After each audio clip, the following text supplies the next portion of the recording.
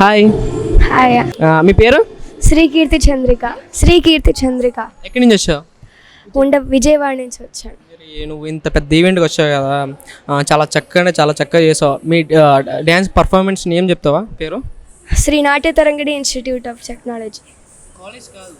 Institute Kuchipudi. Okay, మరి ఎన్ని years నేర్చుకున్నావు? 1.5 years నుంచి. ఏ క్లాస్ చదువుతున్నావు? 6th class. మరి ఇంత చిన్న ఏజ్లో ఇప్పుడు చిన్నపిల్లలు చూసుకున్నట్లయితే సోషల్ మీడియా, మొబైల్స్ అట్లా యూజ్ చేస్తున్నారు కదా, ఆ ఫీల్డ్లో ఎంచుకుంటున్నారు చాలామంది. గేమ్స్, పేరెంట్స్ అయితే సమ్మర్ హాలిడేస్లో మొబైల్స్ ఇచ్చేసి గేమ్స్ ఇవన్నీ ఆ ఫీల్డ్లో వెళ్ళిపోతున్నారు.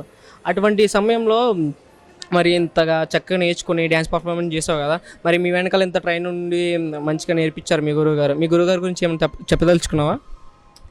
డ్యాన్స్ ప్రోగ్రామ్ మేము శ్రీ అనుష నాయుడు గారు.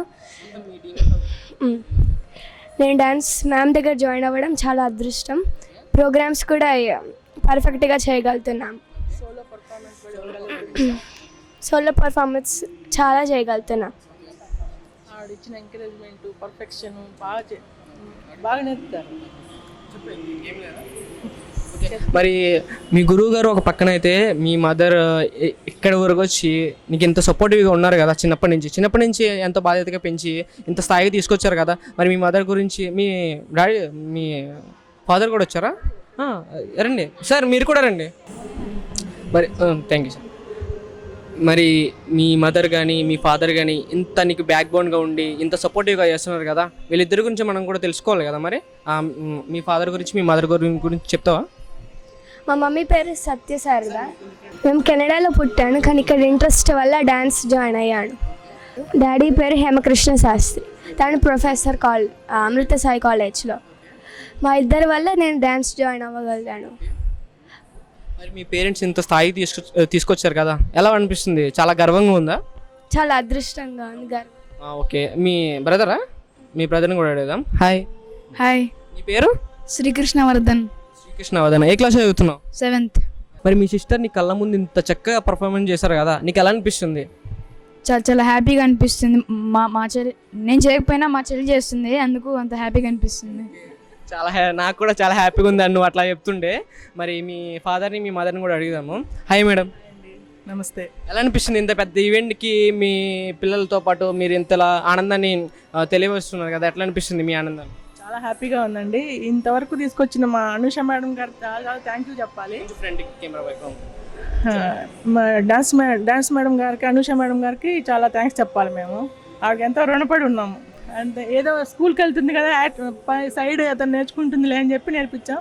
ఇంత సోలో పర్ఫార్మెన్స్ ఇచ్చేంత స్థాయికి తీసుకొచ్చింది ఆవిడ. చాలా థ్యాంక్ యూ వెరీ మచ్. అంతేకాకుండా ఏ పిల్లలు ఎదుగుతున్నా సరే తల్లిదండ్రులు చాలా గర్వంగా ఉంటుంది. మీ కళ్ళ ముందు డ్యాన్స్ పర్ఫార్మెన్స్ చాలా చక్కగా చేశారు కదా, మీకు ఎలా అనిపిస్తుంది ఆనందం? ఎందుకంటే పిల్లలు ఎదుగుతూ ఉంటే తల్లిదండ్రులకి ఆనందం వెలకట్టలేనిది అనమాట. ఏ పేరెంట్స్కైనా చాలా హ్యాపీగా ఉంటుంది, చాలా ప్రౌడ్గా కూడా ఉంటుంది. ఆ ఆనందాన్ని మీరు ఎలా తెలియపరుస్తారు? ఇంత స్థాయికి వస్తుందని మేము అనుకోలేదు అసలు.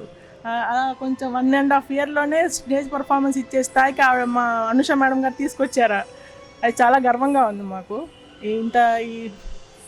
ఈ అవకాశాన్ని ఇచ్చిన ప్రైడ్ కల్చర్ వాళ్ళకి, మా మేడం అనుష మేడం గారికి అందరికీ కృతజ్ఞతలు తెలియజేసుకుంటున్నాను. Hi sir. నమస్కారం అండి.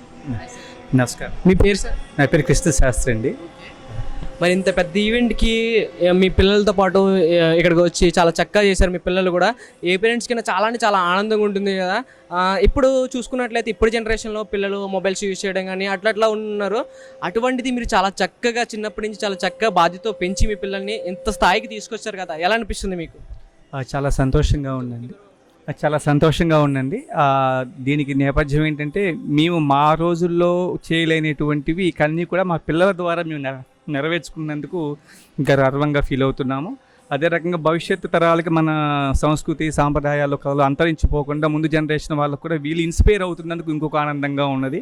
సో తద్వారా మన యొక్క సంస్కృతిని సాంప్రదాయాలని ఈవెన్ దేశ విదేశాలలో ఎక్కడ ఉన్నా సరే, ఏ దేశం ఎగినా ఎందుకు ఆలినా, ఏ పీఠం ఎక్కినా ఎవరేమైనా పొగడరా నీ తల్లి భూమి భారత్ని అన్నట్లుగా మన సంస్కృతి సాంప్రదాయాలను అలా కొనసాగించడంలో మేము కూడా నిమగ్నమైనందుకు చాలా గర్వపరుస్తున్నాం.